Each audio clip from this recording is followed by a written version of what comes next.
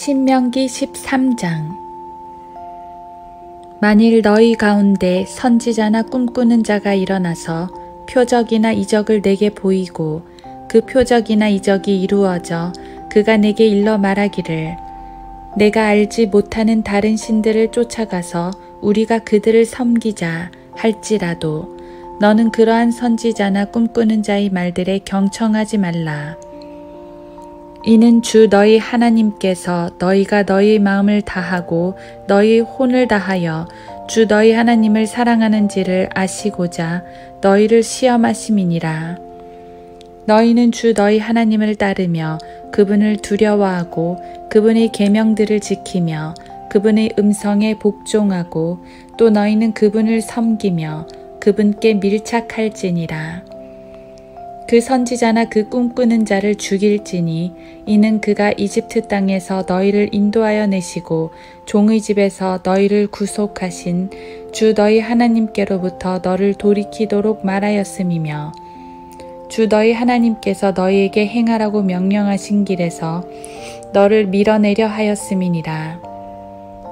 그리하여 너는 내 가운데서 악을 제거할지니라. 만일 내 어미의 아들인 내 형제나 내 아들이나 딸이나 내 품의 아내나 내 자신의 생명과 같은 친구가 가만히 너를 현혹하여 말하기를 너와 내 조상이 모르는 다른 신들 즉 내 주위에 있는 백성의 신들 내게 가깝거나 너로부터 멀거나 땅 이 끝에서부터 땅 저 끝에 있는 신들을 우리가 가서 섬기자 할지라도 너는 그에게 동의하지 말고 경청하지도 말며 내 눈으로 동정하지도 말고 용서하지도 말며 숨겨 덮어주지도 말고 오직 너는 반드시 그를 죽일지니 그를 죽이는데 내가 맨 먼저 손을 댈 것이며 그 후에 온 백성이 손을 댈지니라. 너는 그를 돌로 쳐 죽이라. 이는 그가 이집트 땅 종의 집에서 너를 인도하여 내신 주 너희 하나님께로부터 너를 멀어지게 하였음이니라. 그러면 온 이스라엘이 듣고 두려워하여 너희 가운데 있는 이 같은 악을 더 이상 행하지 못할 것이니라. 만일 내가 주 너희 하나님께서 내게 주시어 거하게 하시는 내 성읍들 중 한 곳에서 소문을 들을 때 벨리알의 자식들인 어떤 사람들이 너희 가운데서 나가 그들의 성읍의 거민들을 끌어내서 말하기를 우리가 가서 너희가 알지 못하는 다른 신들을 섬기자 한다 하거든 너는 알아보고 찾아보고 열심히 물을지니 보라 만일 그것이 사실이고 그 일이 확실하고 그 같은 가증함이 너희 가운데 있으면 너는 반드시 그 성읍의 거민들을 칼날로 쳐서 죽이고 그 안에 있는 모든 것과 그곳의 가축을 칼날로 완전히 진멸시킬지니라. 너는 거기에서 취한 모든 탈취물을 거리 한가운데 모아놓고 그 성읍과 거기서 나온 모든 탈취물을 전부 주 너희 하나님을 위하여 불사를지니 그 성읍이 완전히 더미가 되어 재건되지 않을 것이라. 저주받은 물건을 조금 더 내 손에 지니지 말라.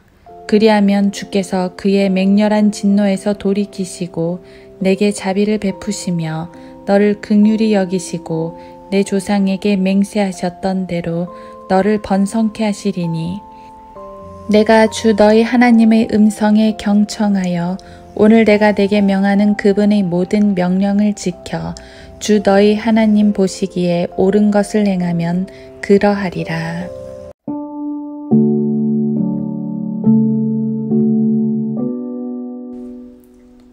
하루 한 장 신명기 13장.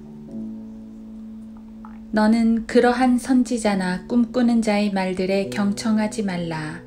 이는 주 너희 하나님께서 너희가 너희의 마음을 다하고 너희의 혼을 다하여 주 너희 하나님을 사랑하는지를 아시고자 너희를 시험하심이니라. 신명기 13장 3절. 신명기 13장은 새 땅에서 지켜야 할 규례 중 우상 숭배 금지에 관한 내용입니다. 특히 거짓 선지자와 꿈꾸는 자가 등장하는데 이런 자들은 꿈이나 환상 등을 통해 계시를 말하고 표적을 행함으로써 백성들을 미혹하는 자들입니다. 사실은 꿈 자체가 문제가 아닙니다. 구약 시대에는 하나님께서도 꿈을 통해 역사하셨기 때문에 꿈이나 환상은 선지자들의 중요한 표식이었습니다. 그러니까 꿈을 꾼다는 것만 갖고 분별할 수가 없었습니다. 꿈이나 계시가 하나님을 섬기자는 것인지 떠나자는 것인지가 중요했습니다. 여기에 백성들은 분별력을 가져야 하며 하나님을 떠나자고 미혹하는 거짓 선지자들을 가려내어 멸해야 했습니다. 오늘날은 꿈으로 역사하시는 시대가 아닙니다. 그러므로 누군가가 꿈이나 신비적인 환상을 말한다면 그 자체가 거짓 선지자겠지요. 하지만 신비적 방법은 쓰지 않더라도 여전히 하나님을 떠나게 하는 거짓 선지자들이 많습니다. 그들은 비전, 즉 환상을 제시합니다. 우리도 마음속에 비전을 품을 수 있습니다. 문제는 그 비전이 하나님을 더 잘 섬기게 하는 것인지 하나님을 떠나게 하는 것인지가 중요합니다. 어떤 이들은 자기의 포부를 내세우면서 그걸 비전이라고 말합니다. 그건 그냥 포부와 야망에 불과합니다. 그들의 포부와 야망에 속아서 그들의 종이 된다면 그는 하나님을 떠나서 사람이라는 우상을 따르게 되는 것입니다. 꼭 절간이나 무당집에 가야만 우상을 숭배하는 게 아닙니다. 그들의 비전, 즉 환상이 돈을 향하고 있다면 돈이라는 우상을 섬기는 것이고 쾌락을 향하고 있다면 쾌락과 방탕이라는 우상을 섬기는 것입니다. 그런 점에서 교회나 목사도 우상이 될 수 있습니다. 성도들이 하나님의 말씀보다 목사나 교회의 말을 더 듣는다면 그들은 성도들의 마음을 하나님으로부터 빼앗아간 것입니다. 그러면 하나님께서 그들이 꿈을 꾸지 못하게 막아버리시면 되는 거 아닐까요? 하지만 그들의 꿈은 간혹 이루어집니다. 헛된 비전들이라도 간혹 이루어집니다. 하나님께서 그런 것들을 허용하시는 것입니다. 왜일까요? 3절은 그것을 시험하시는 거라고 말합니다. 그들이 정말 하나님을 사랑하는지 아시고 싶으신 것이지요. 하나님을 정말 사랑한다면 그런 악들을 끊어내야 합니다. 13에서 15절에서는 그러한 악을 샅샅이 찾아내어 끊어버리라고 말씀하십니다. 지금은 구약 신정 국가가 아니기 때문에 물리적으로 그런 자들을 죽이고 멸할 수는 없습니다. 대신 내 안에 그런 요소가 있다면 찾아내야 합니다. 내 마음 구석구석을 살펴보아 하나님으로부터 멀어지려는 요소가 있다면 그것이 무엇이든 제거해야 합니다. 하나님은 때때로 악인의 번영과 의인의 고난을 허락하십니다. 때때로 세상의 화려함을 허락하십니다. 바로 우리의 마음을 살펴보시려는 것입니다.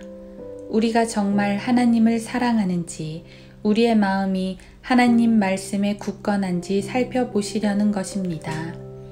하나님께서 시험하실 때 우리는 우리의 믿음을 증명해야 합니다. 흔들리지 않고 주님만 따르겠다는 그 마음을 보여야 합니다. 주님은 우리에게 모든 사랑을 주셨습니다. 이제 우리가 주님께 굳건한 사랑을 드려야 할 차례입니다.